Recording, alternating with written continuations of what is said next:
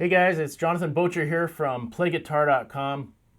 I got the third little part in a three-part series here for you where we're exploring how to add some dynamics into simple styles of playing, right? So in the first part, we looked at how to take a very basic strum pattern, straight eighths, and how we can make that express a little bit more or say something differently. And by holding back, right? By actually holding back, we're actually saying more in a sense. And that was looking at that chug pattern strum. In the second part, we looked at a couple of chord modifications that we can use to change up very basic chords, E minor and C major, and give them a little bit of a different feel. And again, how you can use those, you can kind of stack them on top of each other and begin, building the song a little bit, bringing it up to a bit of a higher place. Well, in this particular lesson, we're going to kind of merge all of that together and add in a riff. And we're going to use the riff as kind of a bit of a catalyst to kind of, open up the song a little bit more. And so I guess what we'll do is we'll start off. I'm going to teach you the riff. It's going to be a pretty straightforward riff. It's going to come out of the E pentatonic minor open scale. Okay, I'm not going to teach the scale in this course, in this lesson. It is in the course. Lots of scales are in the course, but which is dynamic rhythm guitar, and you can find out more at PlayGuitar.com/dynamics. But you can also find that scale at PlayGuitar.com in the free lesson section too. E minor scale, pentatonic minor scale. It's going to come out of that, and what we're going to do is we're going to use a half bar riff, and so that gives us 2 quarter beats, 4 eighth notes, or 8 16th notes if we want to go whole hog, right? So let's go whole hog. We're going to use those 16th notes. And but we'll play it at 75 beats per minute, so it won't be too fast. So hopefully you're able to kind of squeeze in that many 16th notes. And the riff is just going to go like this. So it's actually not a super complicated riff.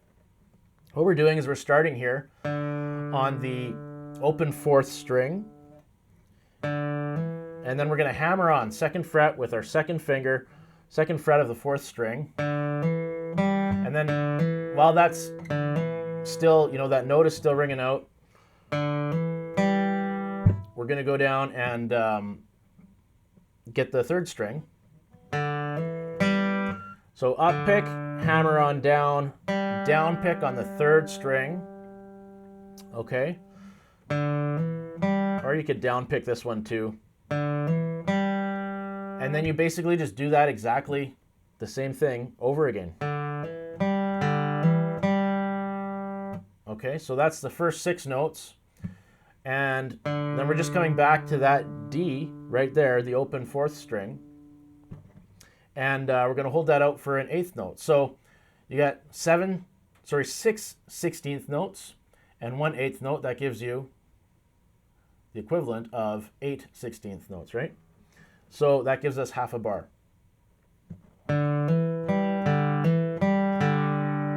And you can just kind of let those ring out if you want, or if you want, you could play them muted too. The choice is yours, but that's our riff, okay? Not too complicated, but hey, you don't have to be complicated to sound good. You just got to play it so it sounds, with feeling, right? Make it sound good. So what we're going to do is put this into a chord progression, that simple old chord progression of E minor and C major. And what we're going to do is we're going to start off with just a straight chug strum pattern, okay?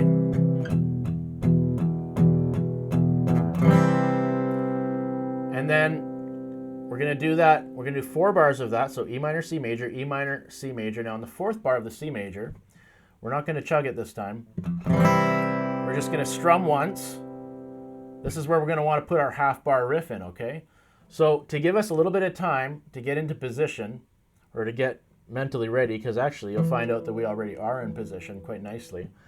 But to get kind of mentally prepared for that half bar riff, we're just going to give ourselves a bit of time, give a nice strum there, so that's a half note.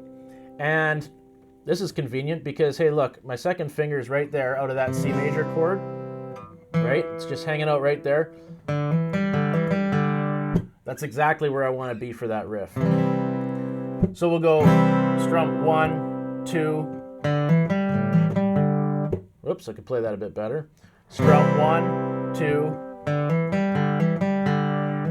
And now we're back into our chord progression again, the E minor, okay? And this time what we're going to do is we're going to start adding in some of those chord modifications that I mentioned before. And we're going to change up the strum pattern ever so slightly, so it's like chug, chug, strum.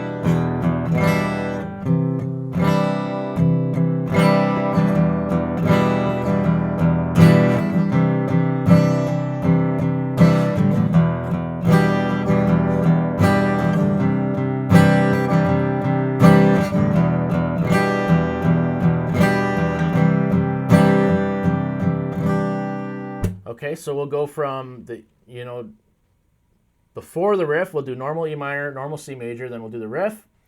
That gets us just, half bar little interlude. It kind of changes things up, pauses the strumming for a moment, pops out this little riff, and then boom, we're back into the strumming with a bit of a different strum pattern. A little bit more brightness because we're hitting the top strings, the treble strings up here. And then we're also adding additional brightness by adding in that, the E minor 7th, right, the D. And then we're doing the same with the C major. We're going to add in that D again too, which makes it a C add 9. And then we're going to go through that cycle, and then we're going to add in the G on top of those chords as well. And so we're going to turn on the drum track here, and I'll play through this and demonstrate it. And I want you to kind of listen to see how these simple changes, we're still using E minor, C major throughout, right? But these simple changes help express something different in the song. It's vastly different end result from just strumming through E minor and C major for a whole bunch of bars. So let's turn on that drum track. It's 75 beats per minute. And keep in mind, as the drum track is going, you got the eighth notes on the hi-hat. So that's kind of the chug, but you want to be really emphasizing, like, with the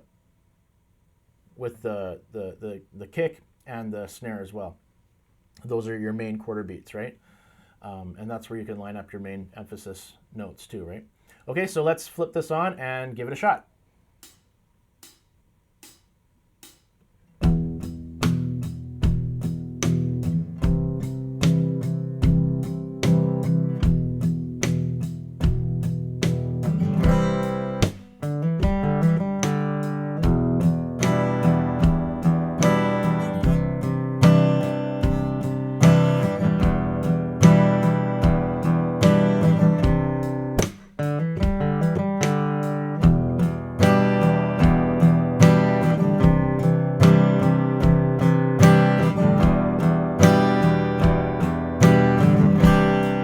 Okay, so I threw the same riff in again to make the transition between the two different types of chord modifications that I was using just for kicks.